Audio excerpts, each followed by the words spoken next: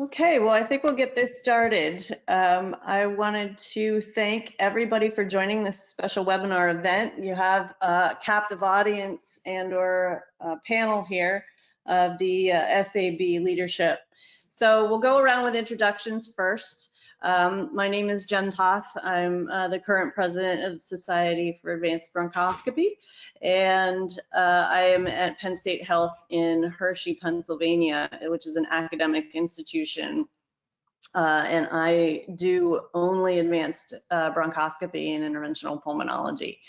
The technologies that we have currently include navigation platform, Varin, with the ability to do percutaneous biopsy, as well as we are in the process of obtaining a robotic platform in the form of Monarch. We also do all of the usual stuff, radio probe, etc. So I'm going to pass it off to Dr. Quimbo Nicelli, who is sitting down there in the corner. Gus. Okay, let's see for how long my internet speed is going to hold up. My dial-up modem, it's going as fast as it can. So I think it's tied to Facebook, what's going on today. So Gus Quimbo, I'm the Vice President of the Society for Advanced Bronchoscopy. I appreciate the opportunity to talk with you guys.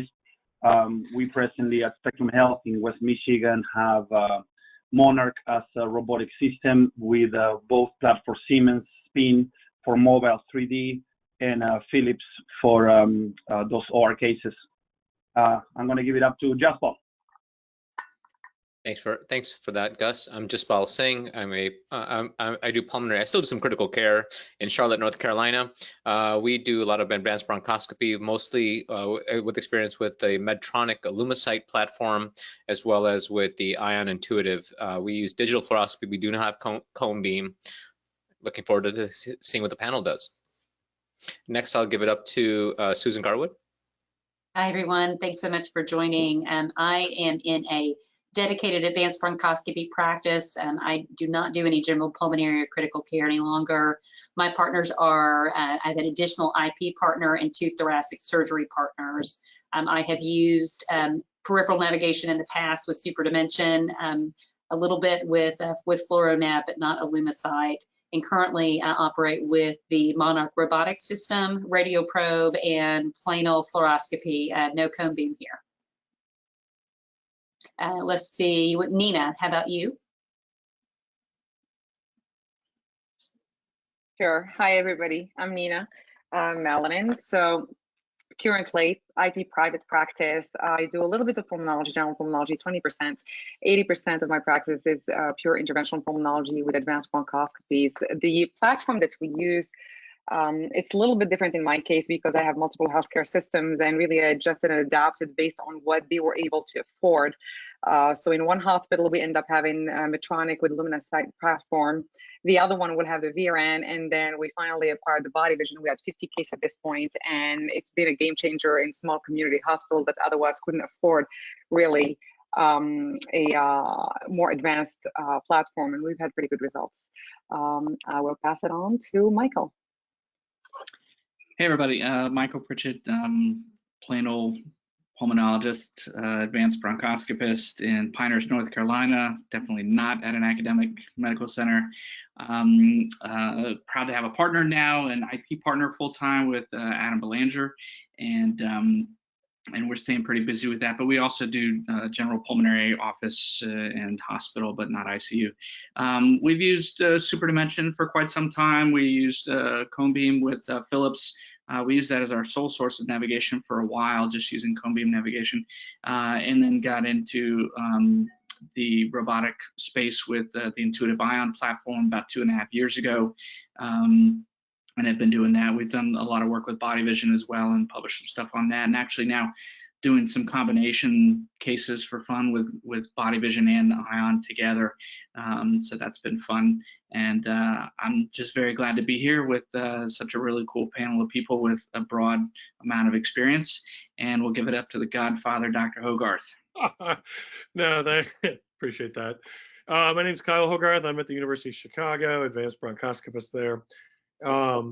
We probably have an overabundance of technology. So we currently utilize the Monarch robotic platform, but we also have the Illumisight platform from Medtronic. We integrate those with the lung vision system for advanced tomosynthesis, and also have the Bronchus Archimedes system, and then clearly utilize radio ultrasound like majority of my colleagues. And my gastroenterology colleagues own the Cellvizio system, so we've been integrating that into our diagnostics. My interests have always been trying to obviously combine technologies, because I think, as we'll probably hear from the whole panel, each of us have the various technologies that we use and or that our hospitals allow us to have, or that we feel good at using. But inevitably, if we're all honest with ourselves, each of them have their own limitations. And so I guess my goal has been to try to build the world's greatest navigation platform by combining everybody's. So I also occasionally get cone beam. If I manage to give away part of a kidney, I can get access to cone beam. So I'm limited in cone beam because I'm going to be on dialysis soon if I don't quit. So, and with that, let's get launching. That's awesome, Kyle. Thanks. I'd donate you a neuron or a neuron too, maybe if you need it. Appreciate that. You got an extra bit of liver too while you're at it. I could use a little bit of that. I think, sorry, that's shot. So the format tonight, I think, and also I wanted to point out, you can tell the academic centers because we're about 10 years behind these guys. So I hope to learn a lot tonight too, and how to advance practice. But the format we figured tonight is based on audience participation and questions, so that we might be able to provide different perspectives on different technologies, as well as how you would approach a difficult case. So I encourage you to use the question function on your control panel there, and we will begin the discussion. Can I, until a question pops in, though I think a couple are already coming in, I would love to throw out to the group the approach that they've taken to convince their hospital administration that whatever technology platform they're utilizing, the value to that. And it's one of these things that I think for a lot of our listeners and people that are logged in, you know, it seems obvious to all of us that, you know, clearly you needed platform X and you were able to obtain it. But what was the value prospect, and even down to the numbers? And again, not like the price, but like how you convinced an administrator that investing in a bronchoscopy platform was going to help you continue to build a program. You know, so I'm curious. I know my own history of building the program at the University of Chicago. But I want to get the input from my colleagues, and especially I think because we have people that are in private practice and people that are in academics, and they're clearly two different beasts in the sense of the numbers game and the administration game.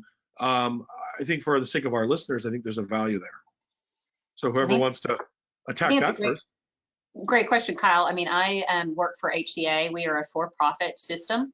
And basically, I was using SuperDimension and felt like I was successful. My head of robotics said, I need you to determine if there's a business case for adding robotics. What's the downstream? How should we approach this? And they were really looking for a 5% increase in surgical conversion from our SuperDimension, so not just patients. And so we were their test case. So we went out and tested both technologies. We chose one. We built a business case, and then we divided that out to HCA and said, you can choose whichever robot you want, but you can't get a robot unless you have these pieces in place to make sure that that conversion really could happen. Did you have a surgeon? Did you have radiation oncology?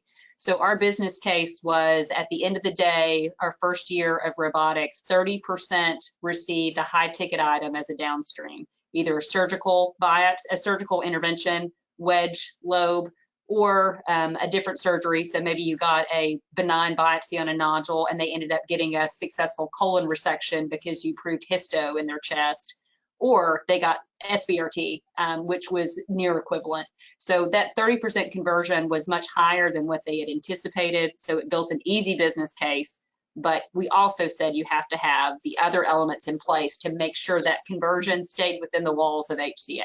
So that's our experience. So that was part of you building off of a prior platform to acquire a new one. But going back to the first time when you arrived and were acquiring the SuperDimension platform, one of the legacy ones, not the current Illumisite, was it a similar discussion? It was absolutely the same discussion. And the question was, how many surgeries did it take to pay for it? What was the ROI? So it was a lot more straightforward because we just looked at adding new business. And so again, we looked at our first 100 and we published on that. And that was just a little over $1 million that they were able to recoup from the first 100 due to downstream. So now we've got something that others can reference in literature. And I think that's important as you're talking to your C-suite. If you don't have the numbers are now in the literature and published. Nina, what about you? So it's a very different story because from my case, I'm dealing with small community hospitals, rural areas, and they do not have the money to invest in any system. You come to them and you show them the downstream revenue and you might convince them. They actually are more willing to invest in getting a thoracic surgeon because they look at the DRG, they look at like, oh, if we get a thoracic surgeon, we get X amount of cases, we're going to make our money for sure. What can you bring us? So the approach was very different in my case because instead of trying to really build down a downstream within their system and having them own their machines, I took the risk. We took the risk and we came in telling them, you don't have to put anything down, but you hire us for our trade, for whatever it is that we are able to attract to your healthcare system. And because they're community and rural areas, believe it or not, the first healthcare system that we end up working with denied that there will be nearly enough cases to pay for the machine within the first year. Actually, we paid for it within the first 6 months. And that's really the challenge in the small community hospitals, is that they truly do not believe that these patients are out there, because well, if they were out there, they would come to us. Wrong. You have to go search for them. You have to actually incite them to get that screening done. That's why we backtracked, and really when we presented the programs to the first hospital and then the second, we got the hang of it. We built a strong screening program showing them that the numbers are there, and if they did not have the technology to support that number that's coming through the screening, then they're at loss because all these patients are going to migrate to a different system. And that's how you end up building really a program in a small rural hospital that doesn't have necessarily a thoracic surgeon, but you need to ensure then, as your numbers grows, that radiation oncology is on board, medical oncology, which generally are very happy to have you on board. However, whenever you get to the stage of having to refer a patient to thoracic surgery, that's when the hospital really is willing to support you and put the money in, because they're like, okay, we'll bring the thoracic surgeon for you. And you just really, from the business aspect, have to navigate the water and think about, okay, maybe we should bring in the thoracic surgeon to support us, because what's our delta and what's our margin, because we own the machines. So it's really a business game as well as ultimately a survivorship game, because you want to truly prove that by being aggressive enough early on, you will be able to accomplish that stage shift. And that sold other hospitals versus the first one. The second hospitals was really interested in, I should say, the humanitarian aspect, right? And the survivorship numbers, because that gave them a better chance at accreditation, and more importantly, maintaining that accreditation with the Cancer Society, and be able to actually prove that they have the survivors, that now they have the research.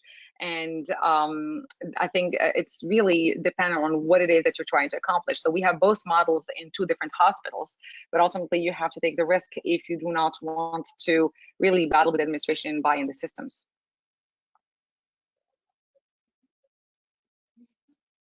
I think there's a variety of ways that you can do this, and you can't necessarily prescribe one solution for one hospital. You know, there's 4 or 5 of us here, all from different backgrounds, from different sizes of hospitals, the academic community, and not one solution from one place is always going to work at the other. The one thing that I have found is that sometimes, we went in there, we gave them Susan's study, which was a great study that really showed them, hey, you really need to believe in downstream revenue. That's kind of how we got our original Super D. But then some hospital systems are resorting to pointing out what the competition has, because the one thing that hospital will absolutely respond to is leakage. And if they're losing patients to that hospital across the street or down the road, or that community hospital that has this, or this academic center that has this, so find out what your competitors have, and use that to your advantage to talk with your hospital. You know, I'll tell you kind of a crazy story here. So Jaspal lives in Charlotte, 2 hours away from me, and he's at a huge hospital system with Atrium. They've got another huge hospital system called Novant, which is in town, and they haven't been able to get themselves a robot. Well, they don't want to send a patient across the street to Atrium, so they're sending their patients to Pinehurst, and that will get people's attention. Yep. Yeah, I'll take that. That is I'll just take crazy. that next. I'll take that baton. That's a natural baton. That's okay with you, Jen. That was a segue. So I think the turban scares them away. No, I'm just kidding. But like, there's some truth to that probably. But anyways, Yeah, but it matches your shirt, dude. I mean, always that's, you know. style over substance, my friend. The aspect that's I think our story is a little bit different, and I think to Mike's point earlier, every story is going to be a little bit different. There are definitely some principles. I'll tell you, this journey started way before. I would say all of us started with eBus, right? And I think when you eBus, I think linear eBus transformed the role of bronchoscopy, I would say, in terms of the valuation of thoracic malignancies. And I think once we built that, the volume started building, the referrals started building, the tumor board presence, started building. I think that catalyzed us. 2, we committed to it. We wouldn't just sort of like do an eBus here, an eBus there, and just sort of went. That was going to be part of our program of thoracic malignancy. Once that became on board, then the diagnostic platforms that came on eventually. We had the legacy SuperDimension at some point or other. I mean, generation 1 or 2. I'm not really sure anymore. Probably generation 2, and then we sort of built on that and we committed to it. Now I'm in a practice with a big group of people that critical care dominates our our prevalence in our group. So our group had to decide how to divide up the work. And I think many of our audience members in the SAB are potentially people that have mixed practices or don't know how to make that investment in time.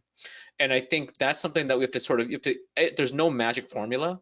You have to kind of figure out how to do it. And I think our pivot was when we had more than 1 or 2 of us do it. We have 5 or 6 of us doing navigational bronchoscopy, and we got pretty good at it. I mean, and everyone does things a little bit different. And then we go to as we go to robotics, the robotic jump was actually mainly because kind of building on other people's discussions earlier. Yes, there's hospital competition. Yes, we want to be first in the area. Yes, we're having leakage to Pinehurst and other places like that. But more importantly, actually, we knew this was the direction we wanted to be, and the oncology program wanted to be the best in the region. And we said this is part of it. That's just part of the step. And what was really interesting for us from a business model, something none of us have really talked about, is yeah, we had lung cancer screening. Yeah, we had a big ambitious oncology program, but the incidental lung nodule program to us changed our entire metrics. The idea of us looking at incidentals, actually, when you put that in a business model, I have a great administrative partner who looked at this and said, oh my God, I had no idea this was here. And this is just simple, low-hanging fruit that changes the economic landscape. Then if you have people that are interested in doing this and have the time they are committed to it, who can do the operations, who can do the procedures, it becomes a no-brainer. And then you can get the technologies. Yeah, obviously, you have to still do due diligence about which technologies are you going to invest in, which ones are you going to select. We don't have carte blanche like Kyle over there, who has a American Express card to just buy whatever he wants per case. The rest of us, in reality, actually have to decide very carefully. And I don't want to donate a kidney. My kidneys are precious, and so I'm going to hold on to my kidneys and sort of go very, very, very methodically through each adoption. So I want to throw out another question to our group. I don't mean to cut anybody off, and if you have clearly something burning to add. So, some, depending on your age and your year of training, you may have grown up on one piece of technology during your fellowship. And then some of us, like Nina was describing, has multiple different technologies depending on which hospital she's scoping at. But I think what's often interesting, and clearly we all have our personal biases and our own personal conflicts of interest as well, with consulting with various technologies and so forth. But I'd like to throw out to the group, do you think that there's some technologies that you yourself just logically your brain works better with, whether it's your hands, whether it's your brains, you know, because I've noticed using multiple technologies myself personally, and then also with various trainees, ones that they naturally seem to have an easier time using, easier time understanding the airway nodule relationships, etc., versus others. And I don't think of that as a defect in the technology, but you know, just how we're all wired differently. And I'm just curious if anyone else has had that observation, because I think this is an important discussion. Let's take money out of it for a second, because obviously that does play a role in one platform versus another, if your hospital's budget, you know, etc. But I'm just curious from the perspective of anyone's seen that, because I do think, you know, when part of this discussion is not just what can my hospital afford, but is actually what did I take out for a test drive, and how does it work with my brain better? I don't know. Maybe it's just me. And it No, could be. not at all. Not at all. And I'll take that one first, because here's what's interesting. Now that I have access to multiple technologies in different healthcare systems, and I've been doing this since what, 2008, 2010. Anyways, ultimately, I found my way as I'm reviewing scans. And sometimes I'm really limited in what technology I have access to based on where the patient is and whether they can really go to one place or another. But based on the size, based on the location, anterior or posterior, based on what turns and twists I'm going to have to actually follow, I find myself literally having this repertoire in my head, and automatically, if it's more central, I will tend to use one technology versus the other. I would actually, even to a certain extent, if it's an 8mm, 9mm that's posterior and apical and left, I would actually prefer to have that patient go to the other hospital to use that specific technology, because I am much more confident that I will have an answer than staying in that hospital system and having a non-diagnostic bronch. And I absolutely agree with you, Kyle.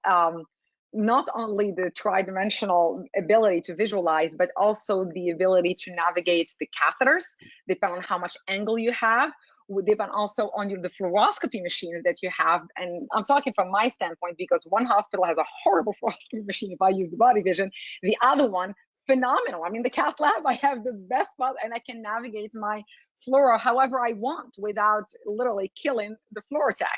So I agree. I think there is a role for each one, depend on position, size, and quality of the nodule. This is my opinion. I don't know about the others.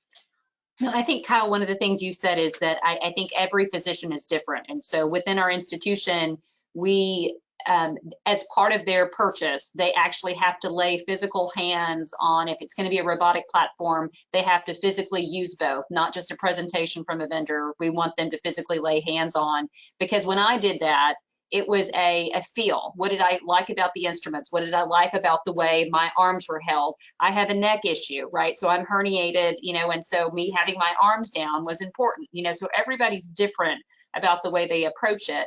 But I also agree with Nina. Each time I look at a scan, as I learn new technology, like a posterior right upper lobe gives me trouble with one system where it doesn't give me trouble with a SuperDimension system, where I learned how to make that move. Until I can learn how to use a new system to get to all areas, I may revert back to what I know, if I know that there's an airway going to it. So I think each case, I really evaluate what my possibilities are. I think my C-arm also plays. If I'm in a good room where I have the good C-arm and I've got a sub-centimeter nodule, how I'm going to approach this. So I think the most important thing is what you are comfortable with and what you are successful with.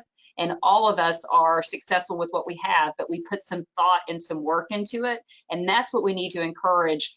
And if you're not successful, go to your mentor who is similar to you and say, help me, you know, so ask that next question. So I think that to me is a good teaching point. Well, and I'll make a plug out that one of the things, obviously you wouldn't be able to do hands-on visiting someone else's center, but since we have all these different technologies represented, you know, just here on this board, I mean, I know that anybody, if someone said, hey, I'm Dr. So-and-so, can I come spend the day at your shop just watching what you do? Because I'm exploring that technology. You know, I don't want to speak for everybody, but I'm pretty sure we'd all say, absolutely, come on over. And, you know, kind of, you wouldn't be able to obviously do it, but you'd be able to see it and see it in the real world. Yeah, I think that's been very helpful, at least with some of the technologies that we're using, that we have, you know, in-person case observations. So, you know, you can come and see cases. It's one thing to hear a talk. It's one thing to see a video or whatever, but it's another thing to come see the procedure. And you're right, they can't necessarily get hands-on, but some of the companies now have, so we just got a simulator that's on site. So, you know, in between cases, we can go have them get hands-on and get a feel for it. So, and then, you know, obviously with COVID, we started doing virtual case observations. And so a lot of different companies are offering that. I know the companies you work with are doing that as well. So I would definitely encourage people, you know, to Susan's and Kyle's point, you know, if you're looking at a system, just really vet them and go travel if you can. Obviously, there could be limitations, but travel to go see cases because it makes a big difference in terms of just being eye-opening for you and what may work at your facility and what may not work at your facility. I'm just going to chime in real quick. If anyone's having trouble with the question function, put your questions in the chat because that seems to be working much better. So, because we haven't gotten any questions yet, and I know all of us, we can talk to each other until cows come home. So, I'm going to push a little bit, if that's okay. Oh, sorry. Go ahead, Gus. No. One of the points I want to make about what Pritchett said is many years ago, whenever Michael was doing all of these cone-beam cases, I really wasn't sure if I wasn't going to be able to do it. I had a cone beamer in my system, but to me to reprogram my brain in order to learn how to do something completely different was scary. It was scary in a way that I was able to chase the green ball. I got there every time. I got an answer between 70 and 80% of the time, depending on case selection. But it was scary to start moving equipment to a different area, start using a cone beamer, rethink the way that I want to confirm tooling lesion. Same went for robotic bronchoscopy. I trained in my home institution in my fellowship with SuperD, and undeniably back then was the thing, and we were all proud of getting farther and reach. But I think that all of us, we each to provide value. And whenever we say that we each to provide value, we want to get better quality and outcomes and decrease the cost, which is the formula for value. So whether it's to reach the lesion, whether it's to confirm tooling lesion, and the next frontier is lesion in the tool, I think that all of these technologies are not meant for every user. I think that same as Michael uses one cone beam platform and I use a different one, I think that both of us get great results. And the same goes for robotic platforms. Michael uses one and I use the other one. I think that we get the job done.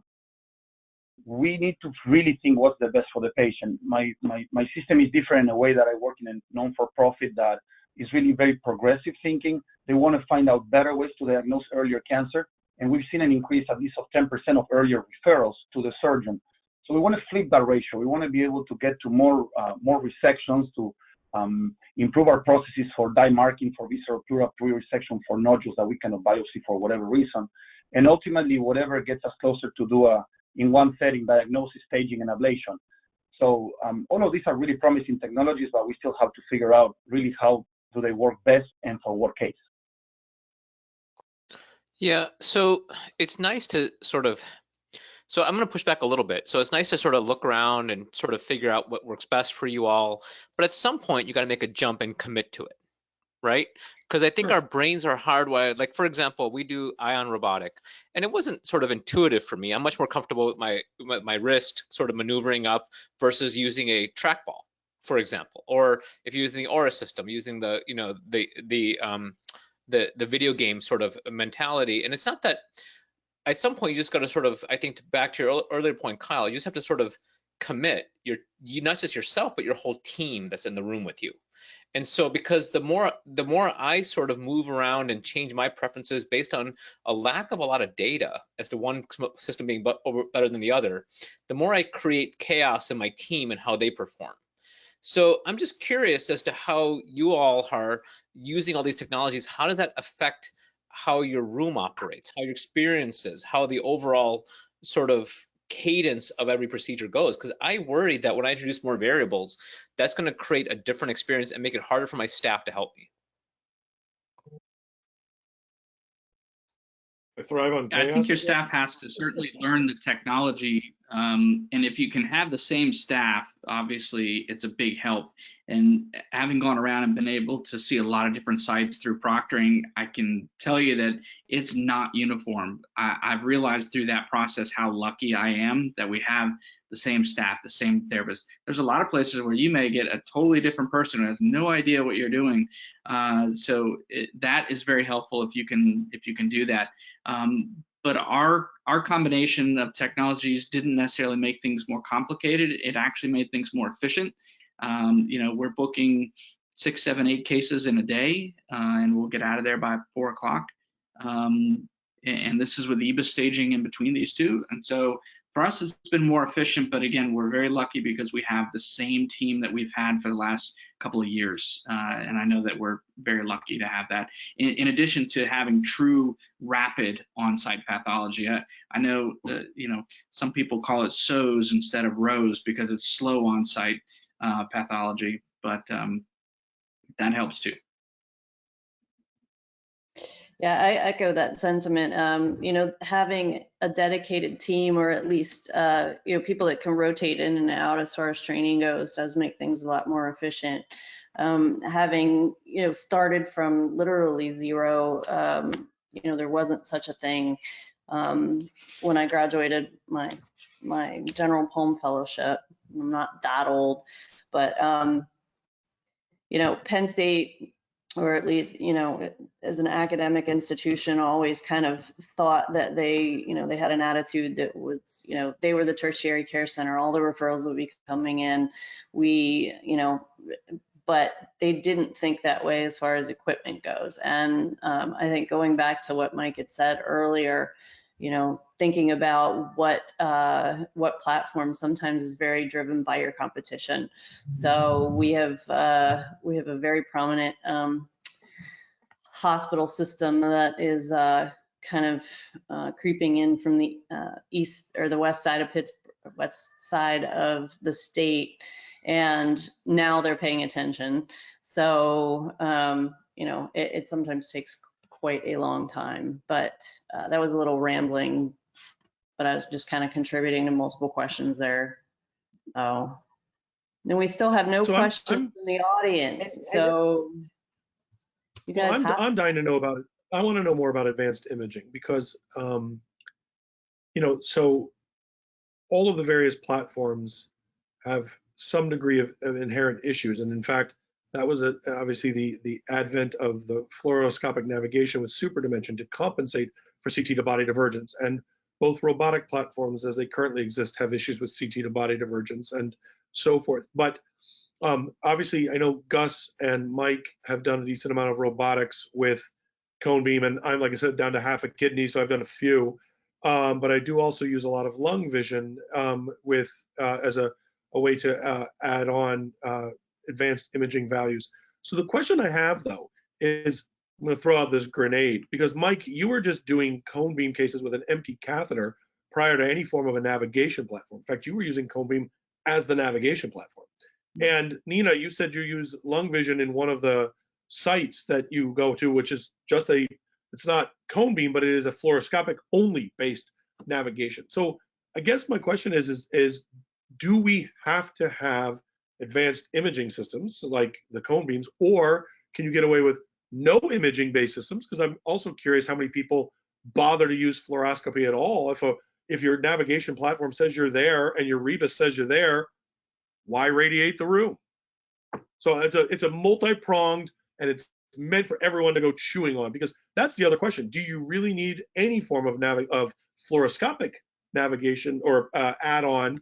Clearly, like for Illumicite, the FluoroNav capabilities, you have to have fluoro. It's built into the name, for God's sakes.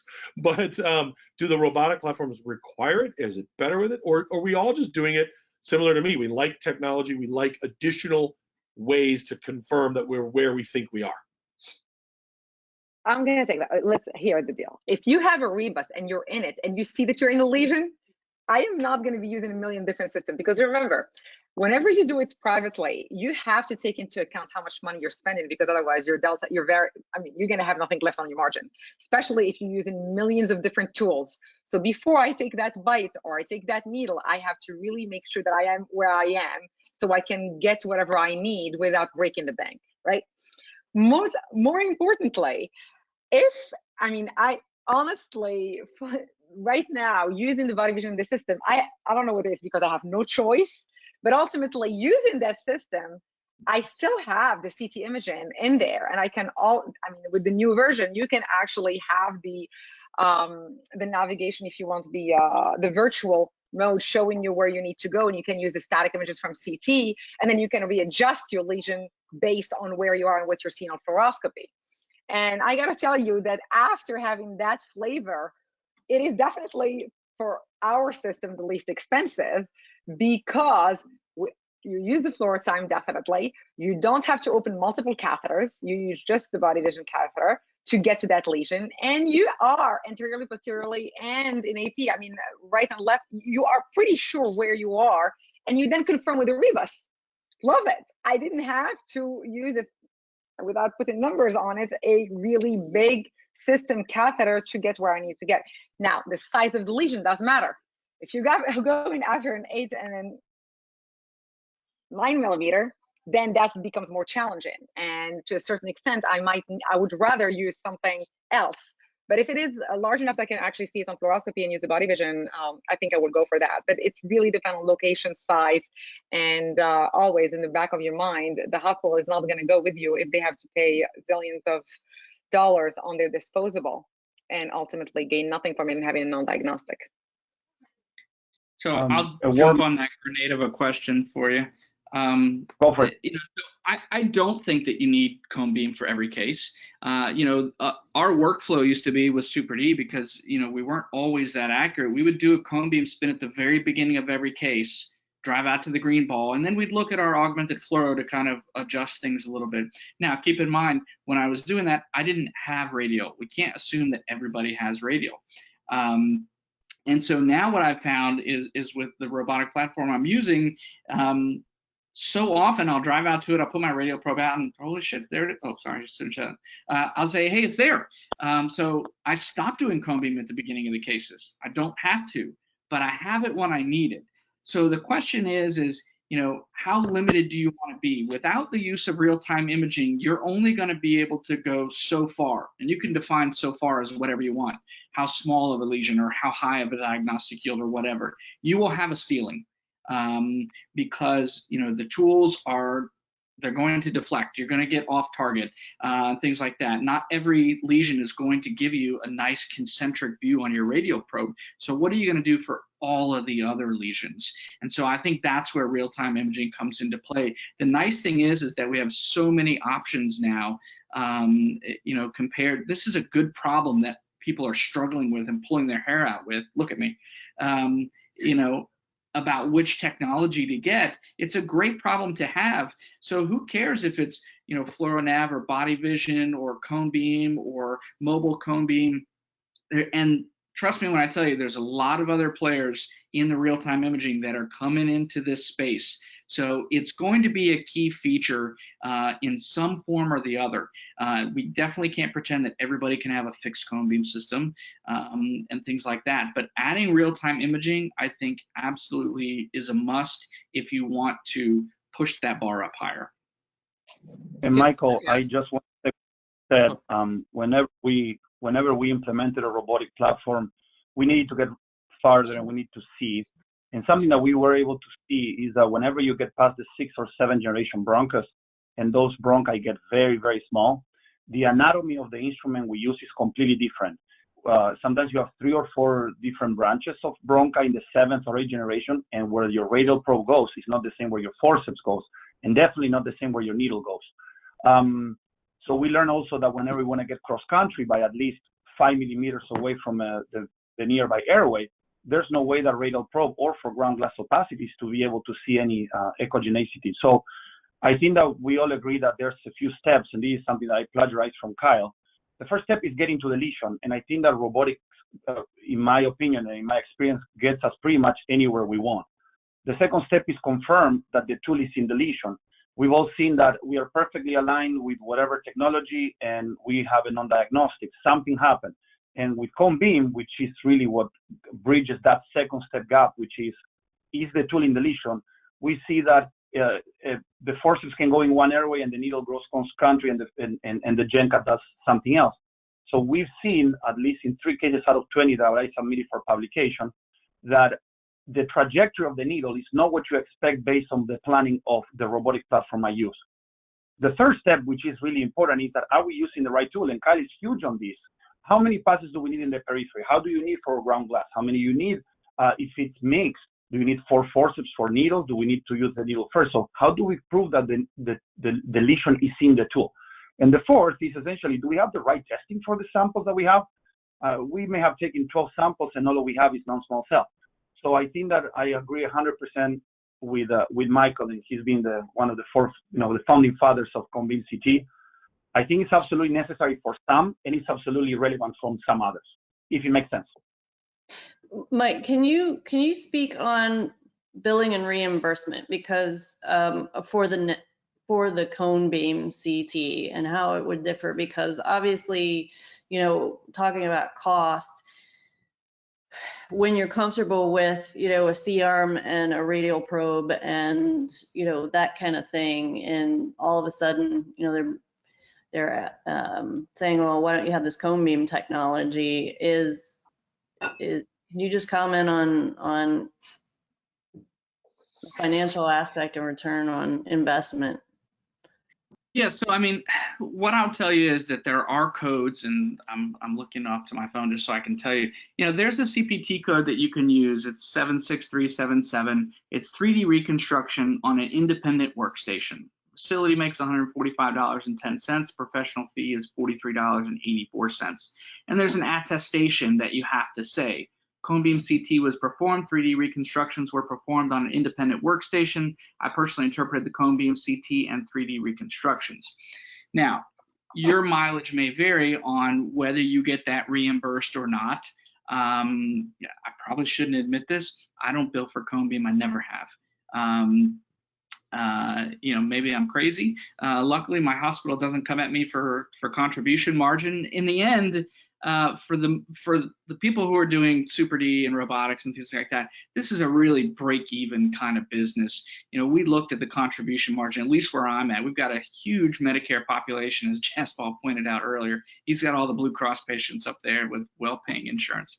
And so basically what we found out on all of our procedures, we lose a couple $100 on Medicare and Medicaid.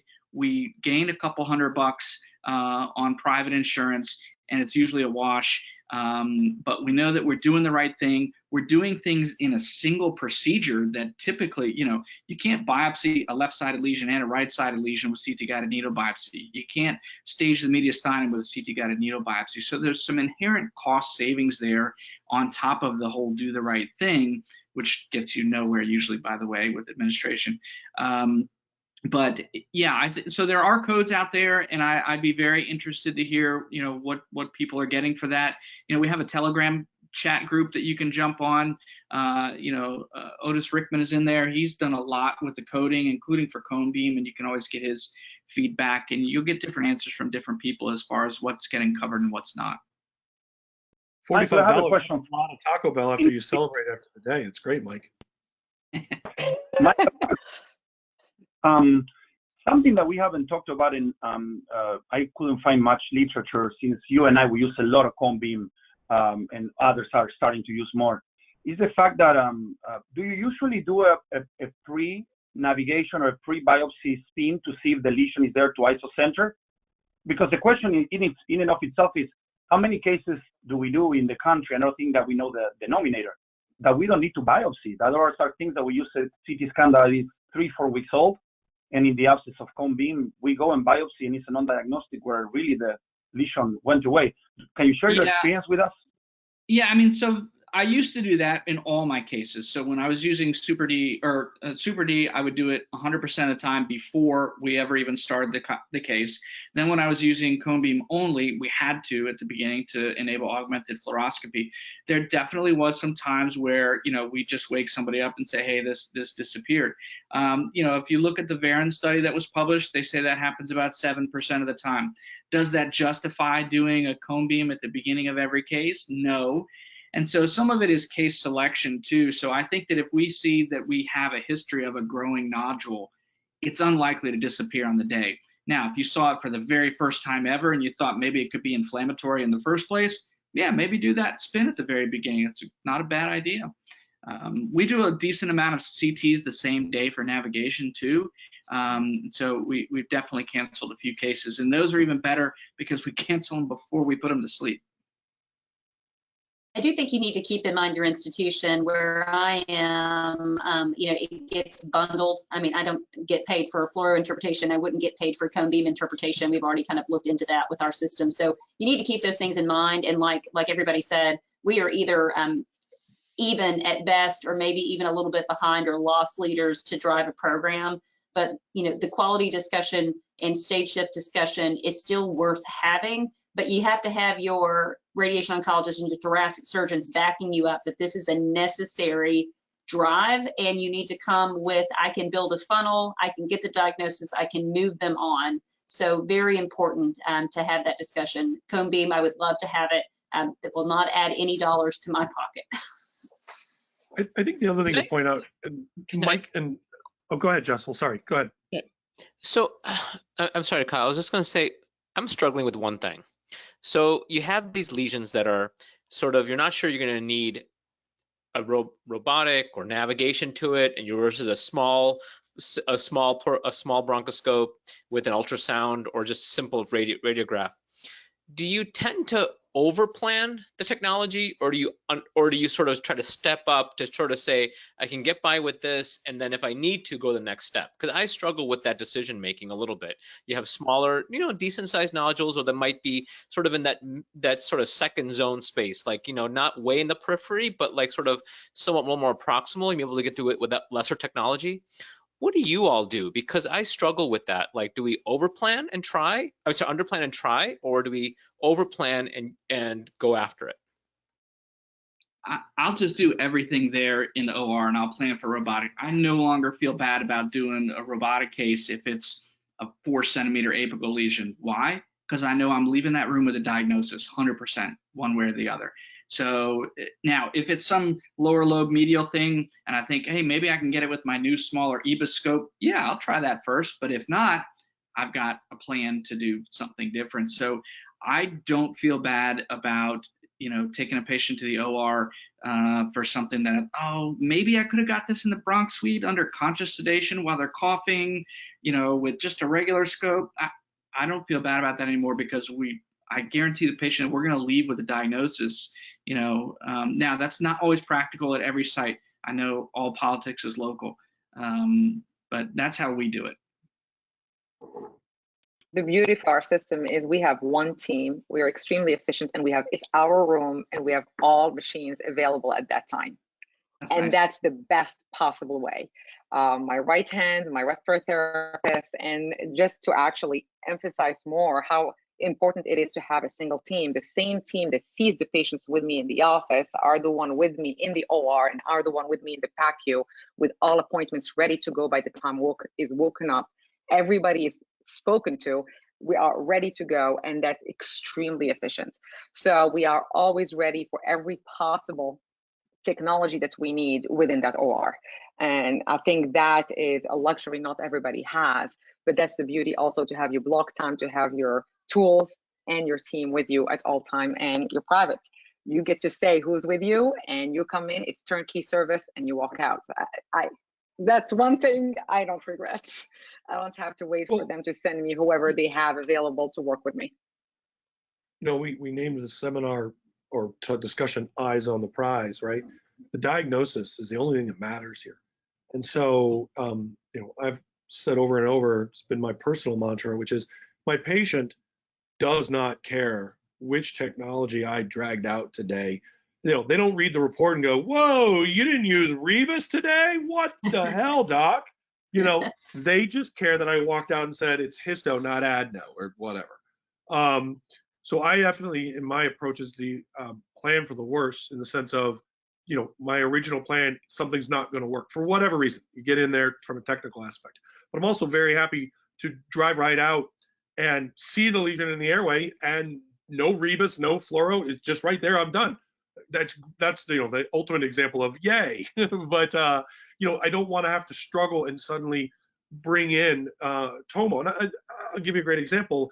You know, that's the inherent workflow. Even when you look at like the Illuminate platform, right? You don't have to do FluoroNav. You can skip that step if under your navigation you feel you're at the lesion, and on Rebus you're at the lesion. Why would you do the FluoroNav update? You don't need to. I mean, you can obviously if you want to. If I've gotten to the lesion and I see it with my radial ultrasound using the Monarch, I don't do the tomosynthesis view with lung vision. What's it going to add at that stage? Nothing at that stage, but you know, it's having all the tools available, I think, is where the value has been, at least at my institution. And I think the communication's the key. You know, we have all the tools within, and so we will stepwise our way. My team knows, just like Nina said, this is plan A, this is plan B, this is plan C. They can anticipate what's coming and begin moving things, you know, in play. But they know the same. If I've got a Rebus view or I see it in the airway, I mean, that changes things. Obviously, if we see things with EBUS, or don't even have to bring in any of the special imaging, but communication with your team so they're not opening expensive tools before you need them. And responsible handling is what my COO says. Why did you use this? You know, he'll even ask me, I don't understand why you didn't biopsy 3 lymph nodes. It would have given us a package deal, you know, of more money. I'm like, because there weren't 3 lymph nodes to do. I had an 8mm lesion. You know, I did lucky to get a 4mm node and get a needle in it. But you'd be surprised if you are in a community center, they may ask you these questions. And that's, I think, all we're saying is responsible handling and what you're using needs to be part of the equation. And your team needs not to waste pieces of equipment, whether it be opening a catheter inappropriately or a robot inappropriately or a tool inappropriately. They need to know in what order you're going to go in. Same team makes that efficient. I will say that one of the single best pieces of equipment that we invested in was a digital microscope, so that I can see what my cytopathologist is seeing at the time. What has been a very unpleasant surprise for me is that cytopathology is a very negotiable diagnosis, and it helps to fight with your cytopathologist when they say things like, well, there's some cancer cells, but it's not enough cancer cells. You know, and so we call that the Jedi mind trick. It's typical, but what do you think? Absolutely. Yeah. These It's are not just the cells you're looking shocking to me for. also when you're going to have them inevitably miss their train to get home, and they're going to have to wait an hour for the next train. How suddenly diagnostic bronch samples become, just anecdotally. Absolutely, totally agree with you. That was a game changer, and we deal with multiple cytotechs in different healthcare systems. And honestly, at the beginning, I was shy, waiting for them to send me whoever they have. No more. I work with many, I pick the one, and that's the one I'm getting. Otherwise, I'm not doing the case. As simple as that.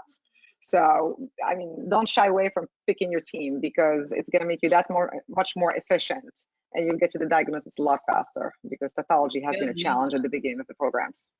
So a lot of our audience, prospective audience, actually might not have all the tools available. So what would you tell them if they're not in this space right now? Should they invest in the premier tools, phase up a little bit, or how do you sort of see, what advice do you give to them?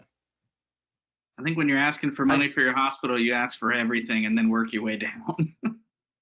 Yeah, wait for them to say no, shoot for the stars. But I think it depends on experience as well. And, you know, as Gus pointed out, these technologies shouldn't be, you know, taken lightly and used by just anybody. You know, the training, the support, the caseload, you know, building business plans, et cetera, all weighs into, and, you know, even sharing equipment between, you know, the robotic platforms that are, that go across multiple disciplines.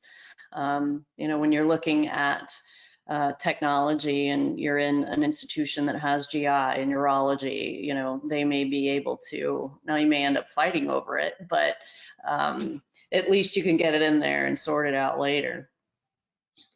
I think it's also worth pointing out that nobody, correct me if I'm wrong, and I don't want to put words in Mike and Gus's mouth, but you guys, it's not your cone beam system in your bronch suite. It is the hospital system. It is frequently used by interventional cardiology, who's making a fortune with it, and vascular. You know, get access to it because you've proven your own value to the system. But But, you know, this is an issue of, as Jen just said, shared resources and recognizing what you have. I think, Mike, you've often said, like, ask around. Many people actually have some of these other technologies in their building. They just have to ask to get access. Yeah, the vast majority of people that are doing cone beam with navigation now, I'd say probably 90%, nobody bought a system for them. You know, they found a room that wasn't being used for half a day a week or 1 day a week, or, you know, in the case of Ohio State, I was up there, they found an entire lab that wasn't being used because cardiology got a new one. They have their own cone beam suite 7 days a week, you know, but they had to ask around, look around, talk with the companies, go down to the OR, say, hey, do you have any hybrid ORs? I know it's easier said than done, especially, you know, it's much easier to get access in a hybrid OR than it is in an IR suite, because that IR suite is being used 24/7. But yeah, you don't know unless you ask around. So that could be technically free equipment. But I mean, I'm saying take on the way that, one second, Gus. I'm saying it because the administrators are looking at a lot of empty robots, the robots that haven't been used. They've been burned in the past by technology that's not been used. For those who remember early Super D, there are a lot of unused Super D systems and Varian systems around the country right now. No, Varian has all of them.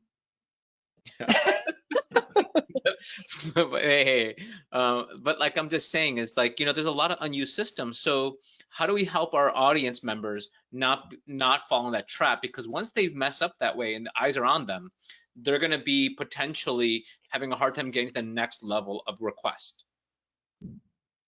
So one thing that we haven't talked about is that I don't think that it's a matter of just going and getting technology. It's establishing a vision, and you'll be surprised on how many people will line up behind you.